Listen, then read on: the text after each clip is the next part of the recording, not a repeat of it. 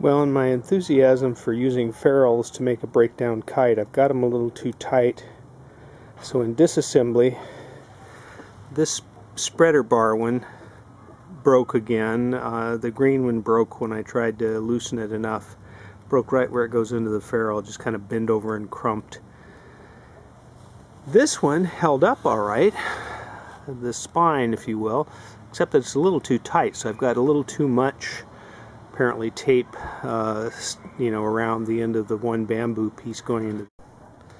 Here I've got a little peel out openable pocket at the bottom of the outboard stiffener or spar, whatever you call it. So on these outboard pieces, again, these worked okay. There's not a lot of pressure in trying to get them together. Instead, they fit in that pocket. But I've got a little too much tape on the piece that goes into the ferrule, and so it's a little too tight. Here's the other outboard piece where I've got, again, this little sort of openable pocket. I added an extra piece of tape over what Matthew Lippincott had at the bottom, and with that I can go ahead and pull the spar out. Whoops, there, you can actually see that this one's not so tight. I actually got it out without having to struggle with getting it out of the ferrule.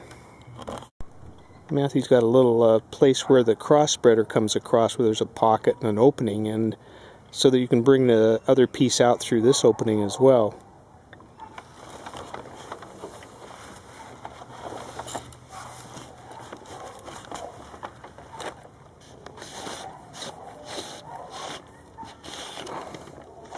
And there it is. This one wasn't so tight. This one I also marked so it's visible with a piece of Tyvek tape through that opening that I mentioned. That's this pocket right here. So when you have this piece inserted, you can tell that you've got the particular piece, which is also coated with a piece of Tyvek tape on the other corresponding piece, so that'll help to sort out the pieces in the kit. So there are all the pieces with ferrules laying on the kite. As I mentioned, there are a few problems with the fittings, the amount of tape and the stiffness, so that they're a little too tight going in. And the cross spreader, or whatever you call that piece that goes all the way across, is still a problem. I think I basically broke it again, which I did earlier on trying to assemble the kite. But with this makes it pretty transportable. So clearly I'm out of light here in the evening, but I haven't tried to optimize it. But just rolling it up and gathering it up, it looks like the whole thing will fit inside a 40-inch length, which would be handy for transporting it on an airplane and so forth. So just for comparison, here's the case for the Into the Wind Delta, which is really nice, which I carried up on the airplane to the regional conference in Portland.